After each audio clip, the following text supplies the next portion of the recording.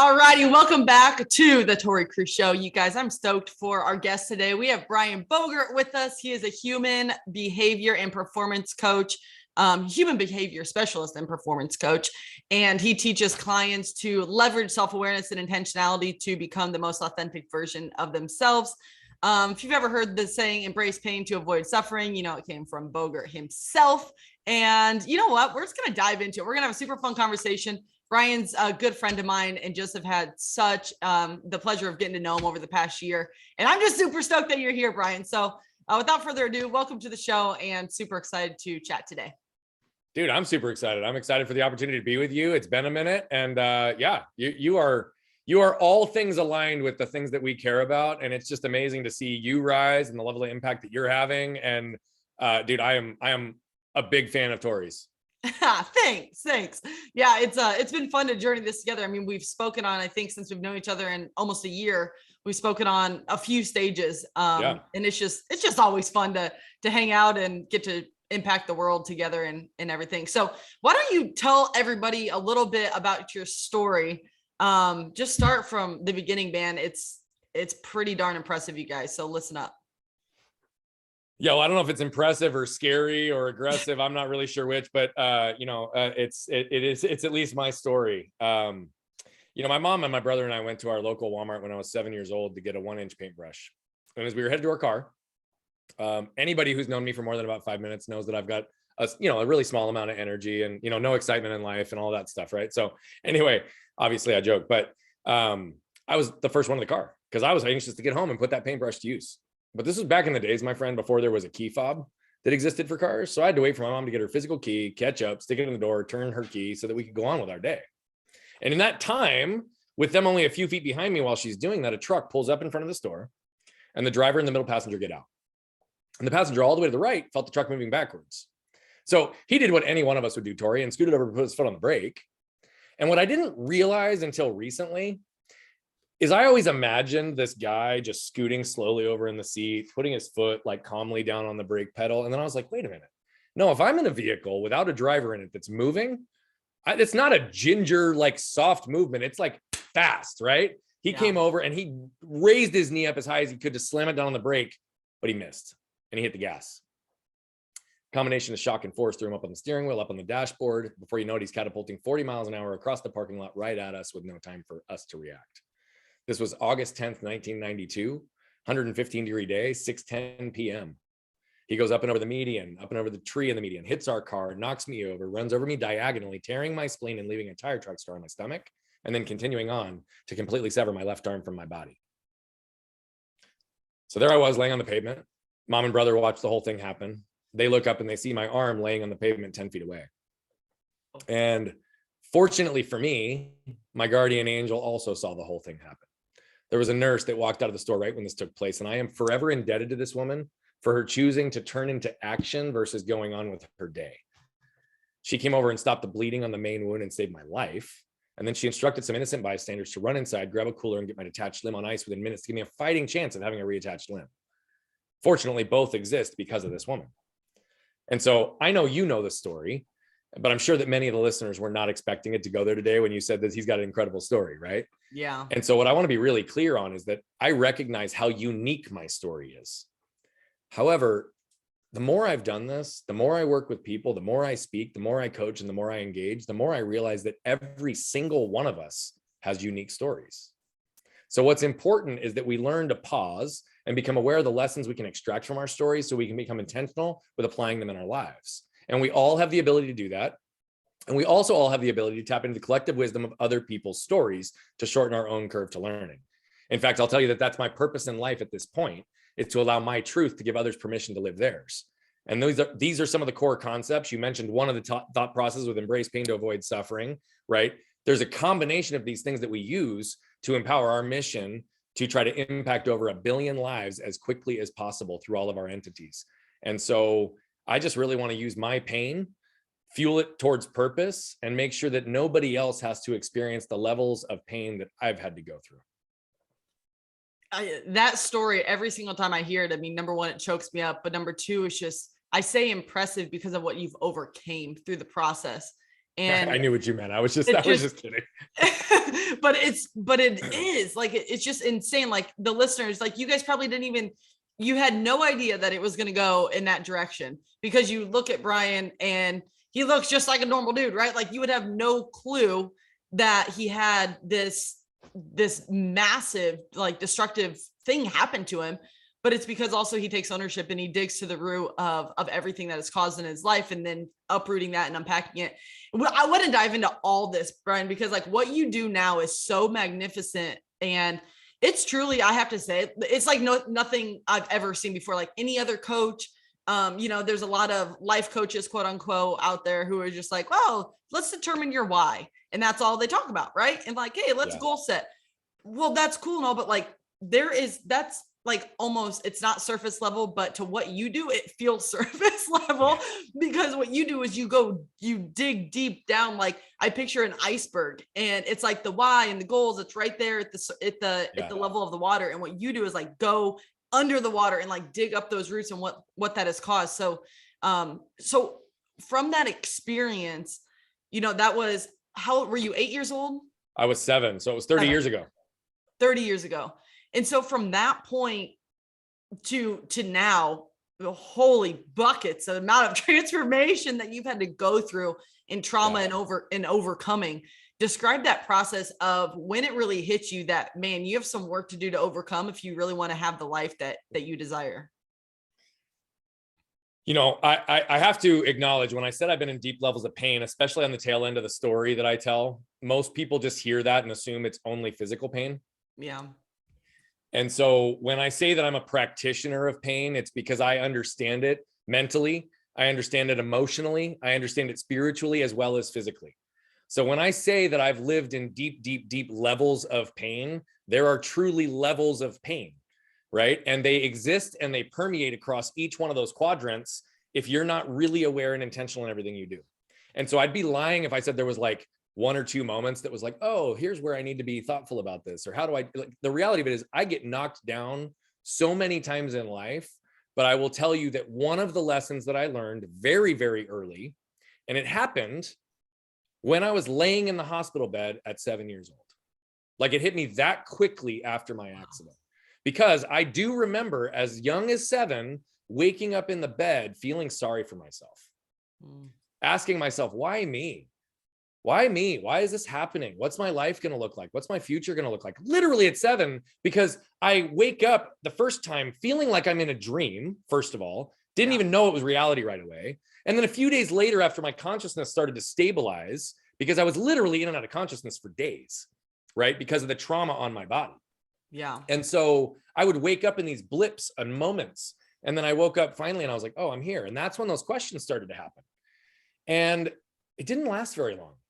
Because as I'm laying in that hospital bed feeling sorry for myself, we have families in the ICU coming up to us saying, we're so sorry for what happened to you.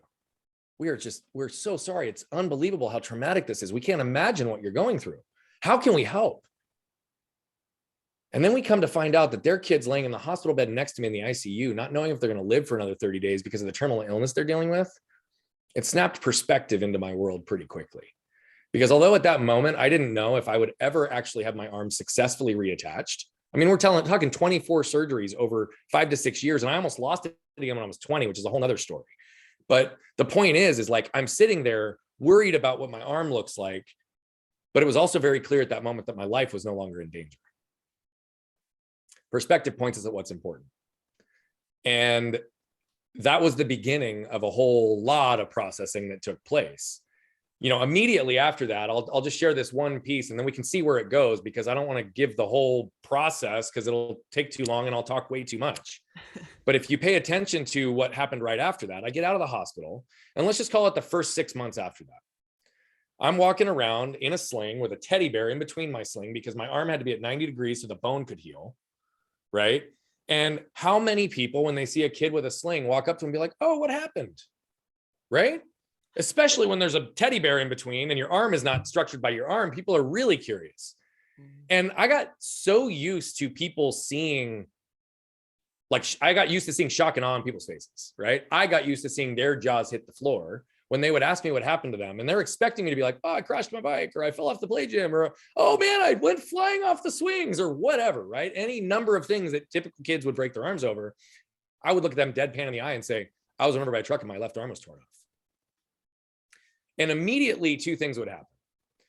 They would look to my parents instantaneously for confirmation because they didn't believe my own story. So from a very early age, I got very used to people not believing me, which made me feel not seen and understood, and certainly not connecting with them at the deepest level. The second thing that would happen is they would start layering on top of me all of the limitations they believed they would have by viewing my situation through their own lens. So it was literally, well, Brian can't do that. Well, Brian's not gonna be able to do that. Well, Brian can't do that. And I got to a point where I was like, who the hell are you to determine who and what I can do and be?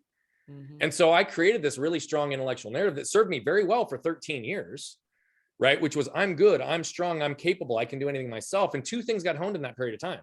My ability to read situations and people, because I had to raise my emotional intelligence so I could anticipate how to avoid being put on the spot in those positions, or how my shame might be tripped with people not believing my story or what I'm capable of.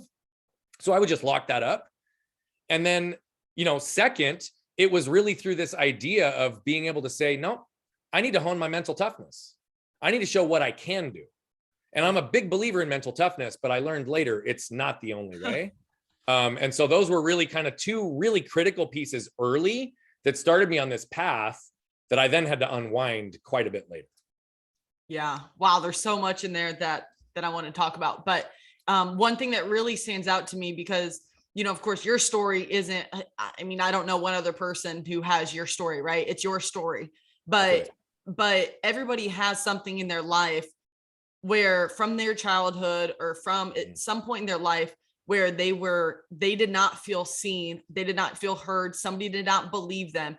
And what happens is it happens after so many times that you just keep pushing it down, right? And that's, I'm sure, what kept happening to you. So how old were you, and how did you actually go through that process of discovering, oh my gosh, I've been shoving this down for so many years because I was not believing in myself. People were not seeing me for who I was. They didn't believe what I could do with my life.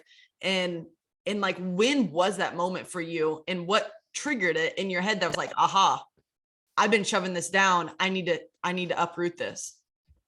Yeah. So there's layers and processes like everything, right? So there's not a singular moment, but I will tell you that one of the first times that I became aware that the path that I was on was not going to serve who I wanted to become was when I rebroke my arm when I was 20.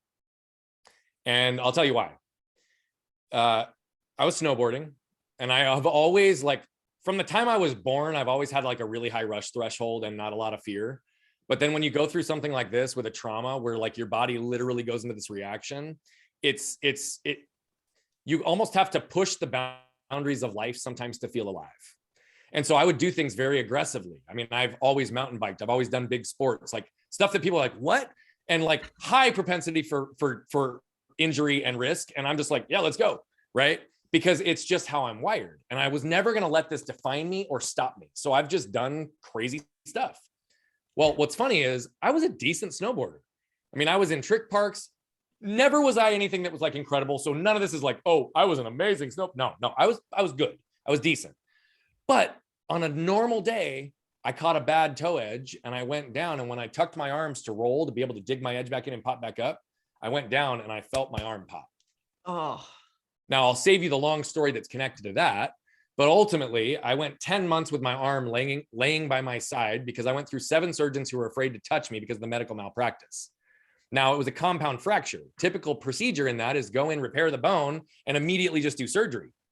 That didn't happen for me. And again, I'll save all the details, but what took place in that 10 months was the awareness that the world had bought into the narrative I just told you I'd created in that prior period of my life. Right? I had lots of friends. I had lots of family. Nobody was there. And by the way, at first you start to feel like they're the problem. But when nobody's showing up, I'm the only common denominator. It allowed me to realize that they weren't there because they didn't love me. They weren't there because they bought into my narrative, which was Brian's strong. Brian's good. Brian's capable. Brian can do anything himself. And if he can't, he'll ask for help. Yeah. And I'll tell you that was probably one of the most vulnerable periods of my adult life. And I didn't have the courage to ask for help. So that started to allow me to realize that I had severed human connection by severing the connection with myself and the reality of how I was actually navigating through the world because of the mental narrative and toughness that I'd created to protect me. What once protected me actually created a separation from what I truly wanted, which was deep levels of connection. So I focused on that period for the next period of my life. And I really honed these ideas around vulnerability and authenticity, which I believe are the glue that binds human connection. Yeah. But that was one of the first moments where I realized that the narratives and approaches of dealing with the pain up until that point were actually creating more pain in my world, further separation, greater amounts of isolation, and a lack of connection with who I really was at the core. Yeah. I think of it from somebody who's listening to this, and I think the common theme here is that you took the personal responsibility for what happened. And, up to that point, though, you were really strong. And we have a lot of moms who listen to this show. We have a lot of entrepreneurs who listen to this show, and just a lot of high performers, right? Like people who were just like high achievers, like, yep. and I think the common thing is with all of those people is that they're all, and I'll even count myself in that, right? We're strong individuals.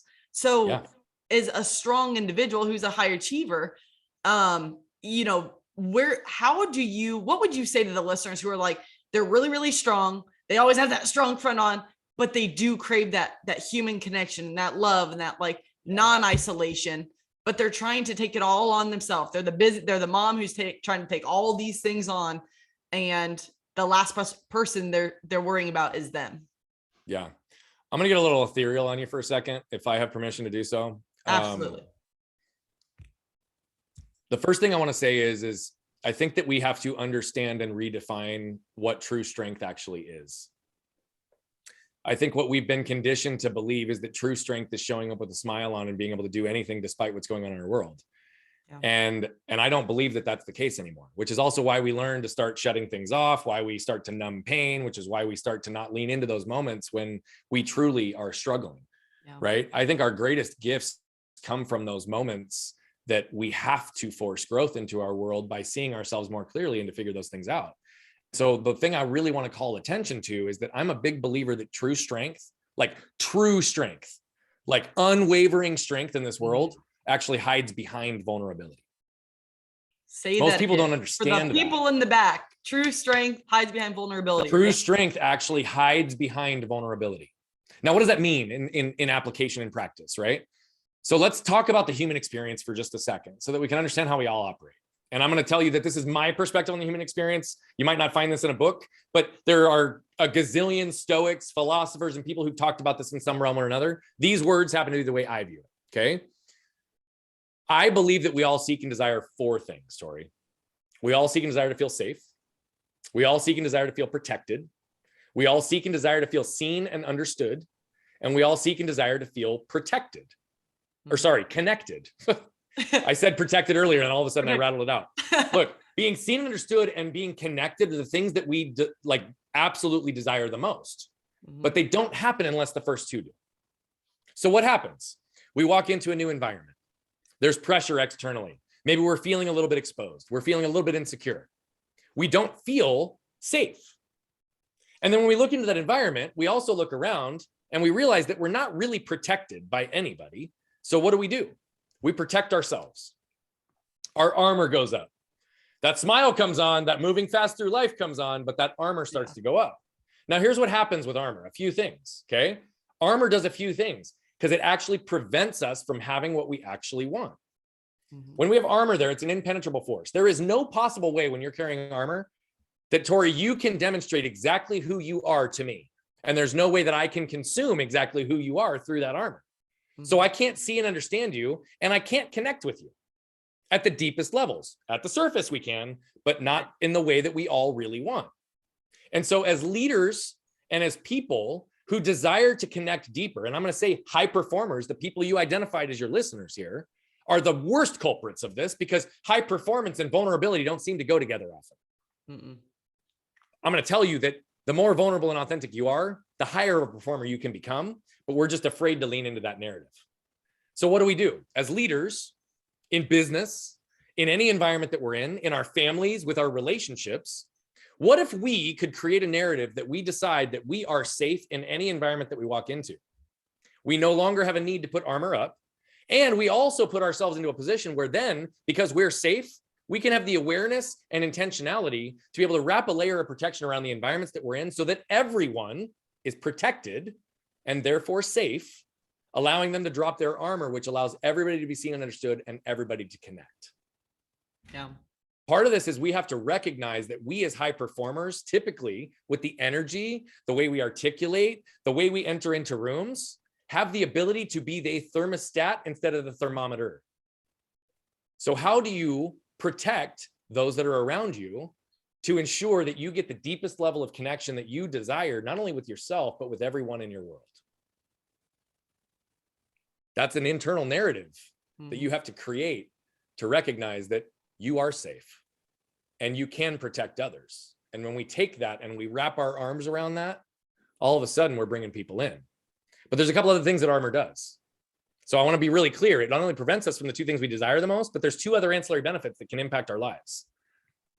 You work out, Tori. I've seen your videos. You teach people on how to be healthy and fit and these things, in addition to all the other wonderful work you do with women, helping them lean into their power, their true superpower, and their strength. Like, you do phenomenal work with people, but you've been in the fitness world for a long time, right? Yeah.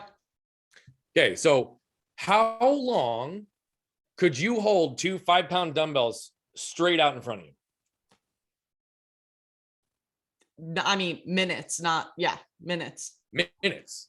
Okay. So let's just progress this for a second. Okay. Because you and I know how this works. So I want to hear this. You put the 5-pound dumbbells in front of you. How many seconds go by before you start to feel it? Probably 10. Probably 10 to 15 seconds, like that little, right? Yeah. And then what happens is if you put your mental toughness to it, you can absolutely hold it out there. Okay. And you're going to hold it out there, but the longer you hold it, the heavier it gets. Our armor is no different.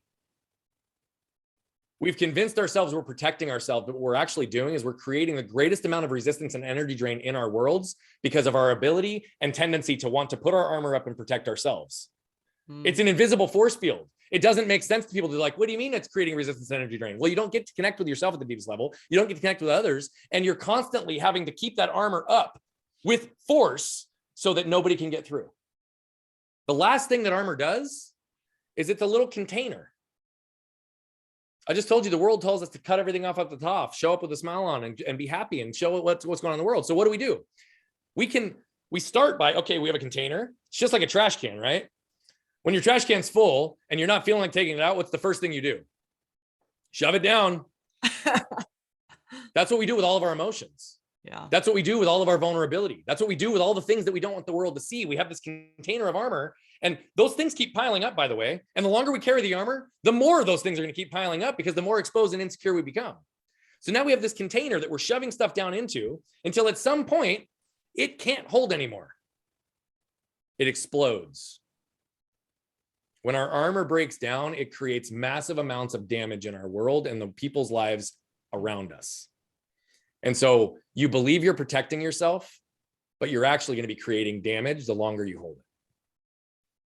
Man, those analogies are insane. Like, you're brilliant. Can I just say that? Like, to figure this work out of the armor, like all the, like those three ways, what are the 3 ways that armor like impacts your life is insane.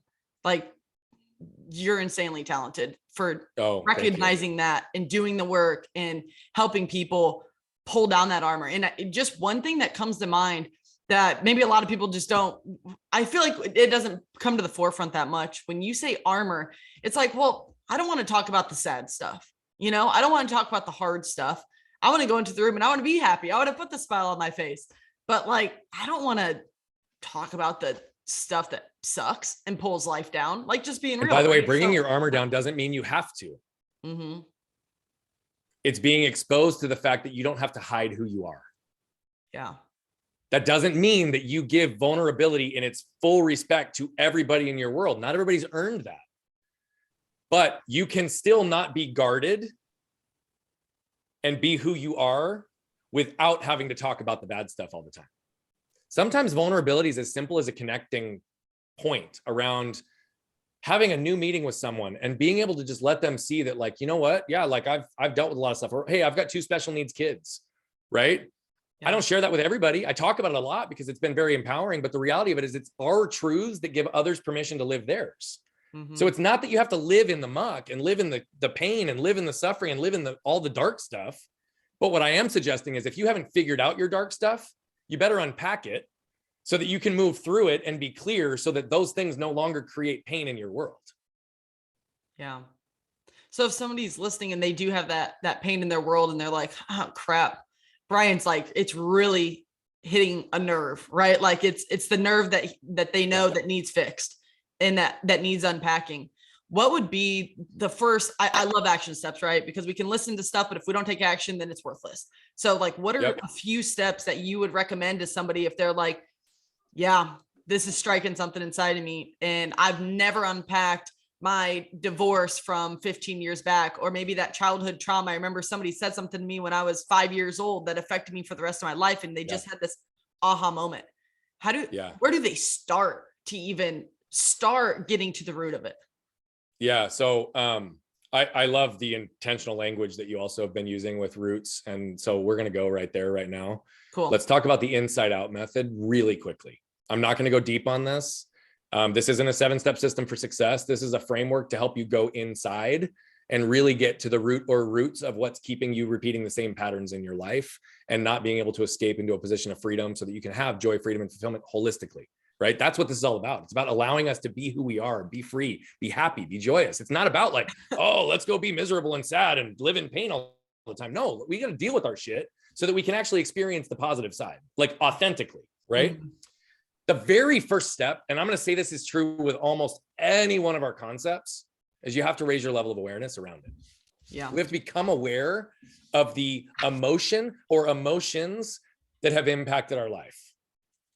Right? So for myself, I'll share one, okay? Shame. Shame is something I dealt deeply with, but I didn't know about it for a long time. Shame is the ultimate wolf in sheep's clothing because it literally hides itself as anxiety, guilt, fear, perfectionism, control, like all of these things, right? And so we identify it with all these secondary or non-core root emotions, but truly at the root of it, it was shame for me. Now there's 2 talk tracks to shame, and I credit Brene Brown every time I say this because I got it from her. The first one is I'm not worthy, I'm not good enough. I'd be lying if I told you, Tori, that I didn't ever have that narrative, but that's not been my predominant one, right? And when I've shut that down and I show up in the arena and I'm ready to go to battle, it's who do you think you are? Reality is every time I did something major in my life, I felt the need to apologize for it. To the point that I started to pull the throttle back in my life and live smaller so that I didn't make other people feel badly by how I was choosing to live my life at the level that I was choosing to live my life. Yeah. And so shame impacted me in a lot of ways, but I never even knew it was there. Right. And so I started to unpack it, but that was the first step. I had to become aware. I had to become aware that shame has had an impact in my life. It's had an impact in my businesses. It's had an impact in my relationships with my clients. It's had an impact with, by the way, my most critical relationship, my wife, right? It's had an impact with my relationship with my mom, my brother, my kids. Everything in my world was impacted by shame, even my philanthropic work. Okay.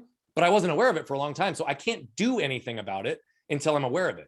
And the unavoidable precursor to change is acceptance. So until we accept the current state of things, we cannot alter them no matter how much we want to. The second step is ownership, which is where this acceptance starts to come in as well.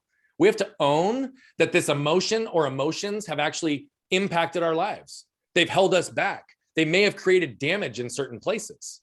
And part of ownership is to really live into that. So to your point you said earlier, I think that's one of the greatest things I've been able to condition over these years is I take ownership for almost everything I possibly can. When anything goes wrong in my world, I am forcing myself to look at how could this have been my fault? And even if it wasn't my fault, how do I make it my responsibility? So with ownership, one of the things I had to really get to the core of is that I had to own that shame had truly changed my patterns in my life. Mm-hmm. And it had also created a lot of damage in relationships. So part of ownership is to go create repair where damage has existed.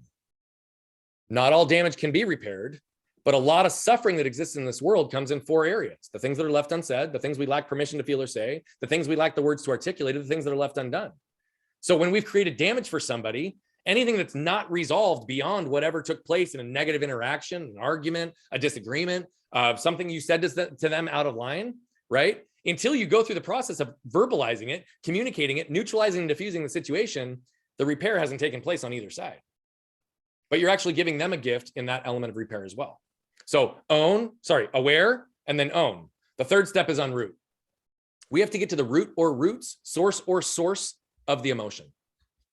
Now, Tori, have you ever done any weeding? Yes, and I hated it. Yeah, weeding sucks, doesn't it? Now, but why did you hate it? I think that's my trauma. Well, why did you hate it? Like, I'll bet you hated it for a lot of the same reasons I did. I don't. I just thought it was tedious. And oh, by the way, it was tedious because it doesn't matter what you do. Those little shit roots, inevitably, you go to pull them and the top breaks off. But you know what happened that felt so good was when you got the whole sucker out. Bingo. That was the best. But here's the thing, right? How often does a weed grow up through cement? And you can't really get down to that root. Or how often do people see weeds in lawns and they're like, well, if I just mow over it, it'll be green, right? It'll blend in. I won't see it until the next time it grows back. But that's exactly the problem. We mow over our emotions just like we mow over weeds in the lawn. So good. Right? We literally cut them off at the top and act like they're not there, even though the weed is growing inside. Inside that armor, you got a bunch of weeds growing roots that until you actually start to bring them out, again, all it's doing is adding additional pressure. And so the thing is with roots, right? I know for me with weeds, I would go take a screwdriver and I would circle it all the way around that root so that I could make sure that I got the 6 inches around that root so that I could pull the whole thing out. And it seemed like a great idea, but inevitably in a yard, it wasn't, because it would leave a giant hole, right? Now the hole in a yard is not so effective, but in our case, creating that hole that actually gives us space to fill it with new patterns, new thoughts, new behaviors, new ways of operating. So the root or roots of my shame are mine, and I won't share them. But it was caused by a handful of situations that were very specific and a few patterns. One of them, by the way, was when I told you, and nobody believed my own story.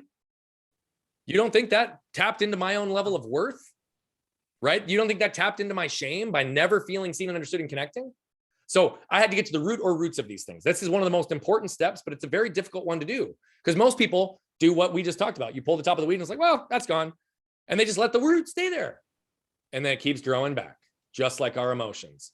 Just like the way our emotional triggers create behavioral patterns in our life is the same way that the roots of our weeds continue to grow that weed up top. The last step's the most important one though, Tori, because it's move. This is where we actually escape it. And when I say move, there's 3 things involved in that. We have to learn how these emotions move in our body, how they move through our world, and then how do we move through them. So I'll use myself as an example again. So I told you I was impacted by shame. Okay. Now shame impacts me and shows up in my body in 5 or 6 different ways. I'll give you 2. Okay. I used to be in the corporate space. We built and scaled a $15 million risk and management employee benefits consulting business with some of my partners. Phenomenal run, right? Operating at a high level. But inevitably I talk fast and I'm loud. Do you know how many corporate meetings I'd be sitting in and one of my business partners or one of my associates or somebody would lean over and be like, shh, Brian, you can't talk that loud. You can't talk that fast. This isn't appropriate for that environment. Right. And then what would happen for me in that case is it would trigger my shame. I wouldn't feel good enough and I'd shrink down. I'd start to literally make myself small. I'd bite my tongue. I'd feel like the words that were going to come out of my mouth weren't going to be good enough. Right. So that was one way shame moved through my body. Another way is my wife. This doesn't happen anymore because there's a whole nother pattern of story that we won't have time for today. But my wife used to say, hey, Brian, what are we going to do with the kids this weekend? And being a husband and father is the most important thing I have in my world. In fact, it's the only thing binary that would cause me to walk away from this impact of 1 billion+ lives, because if the 3 of them aren't good, what am I doing? Yeah. They're the 3 I care most about. They're the only 3 I care to my core about at that same level. So it's the only thing binary. So my shame would get tapped because that question, my shame lens would hear as, you've not been doing enough to be a good husband and father. Even though she literally said, hey, what are we gonna do with the kids this weekend? I would hear it completely differently. And so then my shame would cause me to get defensive. I'd start to puff my chest and I'd feel like I had to defend that I'm a good husband and father in that moment, right? I wasn't feeling seen and understood. So what I'd do, I'd rattle off the 10 things that I'd done in the prior 4 days to show that I'm a good husband and father. That's 2 different ways that shame moves through my body. One makes me elevate, one makes me shrink, right? But in that case, you can see I created damage, and that's a whole nother piece that I had to repair. But in this case, shame moves through my body 5 or 6 different ways. I just told you 2. Then we have to understand and become aware of what all of those are. I've got a client who has anxiety move through their body 7 different ways in 7 different environments, but they weren't aware of that in the beginning. They were like, oh, I get anxious, I get anxiety. And until we started to actually dig into it and how was this showing up in her world, she wasn't able to escape it because she couldn't match the pattern on when she was getting triggered. So once she started to gain clarity on that, okay, I know I have anxiety move through my body 7 different ways. Now what's triggering my anxiety? What was triggering my shame? It's literally those moments, right? Someone implying that I'm too loud or talk too fast, that triggered my shame. Anytime I would get challenged or something that would make me feel defensive would trigger my shame, right? We have to understand the list of these things that trigger us so that we can start matching them to the moments that we feel it in our body with what actually happened. Because when we can start to pair and marry our triggers with how it moves through our body, we get to see ourselves more clearly. We can pause in those moments, take a breath, and fill that hole of what we've just unrooted with new patterns, new behaviors, and challenge conventional thoughts. So we can ask ourselves, what am I reacting to right now connected to this moment in front of me, or is it because of my trigger that I've already started to unroot? It allows us to then see ourselves more clearly, move faster with less effort, because we aren't being impacted and having to create damage or create repair because of damage. We are able to respond in the moment and just move forward. Wow. So 1, awareness. I was writing these down as you were saying them because they are so, so powerful. So 1, awareness, 2, ownership, 3, uproot, 4, move, right? Boom. You got it. Those are the 4 steps. Sweet. I got an A on the test. But those 4 steps right there, but then what happens? So one of the things that popped up, like when you mentioned, your wife and kids, and that is, that's so relatable, right? That happens in so many relationships. And I feel like the closer that you get to somebody, the more defensive sometimes we become, which is crazy. It should be like, we love more, right? But we can always, and so I think that's something so relatable. And just, let's touch on just for 1 second is with relationships like that. If, they say something like your wife had no bad intentions with that, right? But it triggered your shame. So then you reacted in a way like, I've done this, this, and this, and this probably. And so, but that happens with so many people, with so many humans. So like let's say that was how do we break that cycle? Yeah. How do you break that cycle? So again, you kind of have to do some of the initial work to at least become aware of what these things are happening and to own like where they're creating damage. Like those first 2 steps are kind of critical. You may not be able to get everything unrooted and you may not be able to move through them all in those moments, but it's about bringing a level of awareness into those moments. Okay. Because once we started to realize that this pattern existed and it was something that we both had a desire to break, and I was able to own it, right? Then when she says things to me like that now trigger me and I feel shame moving through my body, I feel myself getting defensive. That's why it's so important to know how it moves through our body so that we can notice it quickly. When I feel that starting to happen, even if it's not to a tied and identified trigger that I have, I can at least in that moment own my truth, which is to say to my wife, hey babe, something you just said triggered me and I'm feeling a little bit defensive right now. And I don't believe that was your intent. So I think we can navigate this conversation, but I wanted you to be aware that I'm feeling a little defensive. And if for whatever reason we can't proceed, can we just agree to pause this and come visit again later? Completely different path. And I've done nothing in that moment to trigger my wife. So now her armor isn't up and she's open to receive the fact that I've just owned, hey, I reacted and I'm not telling you that it's your fault. I just know that this is what's happening in my body and I don't want to create damage because of how I might react because of what I'm feeling. So powerful. It's about taking ownership in the moment. And that's where we create change. And I think a lot of it too is just setting your pride and ego aside. And instead of drop our armor. Right. Yeah. AKA armor. Completely. Man, they're so powerful. You guys, we're going to wrap this up here. But if you enjoyed this episode, be sure to share it with your friends. Like this is something that so many humans in general, there's nobody in this world that hasn't had some sort of trauma of some sort or some little trigger moment in their life, whether it be childhood or teenage years or maybe, as an adult. But the work that you're doing, Brian, is profound and you're going to impact a billion lives. Absolutely. No doubt in my mind. I respect you so much. And the work you're doing is super, it's needed. It's impressive, I was going to say, but it's needed in this world. So just thank you for what you do, seriously, because we need this. Our world is going to be a better place and is a better place because of you. So thanks so much for coming on the show. And before we jump off though, how can people find you? Yeah. So if you're on social, you can find me at Bogart Brian on any channel. BrianBogert.com is the best website. And so we love to engage. We love to elevate and empower. And we're very aware that 99.999% of the billion we impact will never pay us a dollar. And we're very okay with that. So please just let us know how we can do this and how we can engage and help you. And Tori, I want to thank you. I want to thank you for building a platform to allow me to pour some good into the world.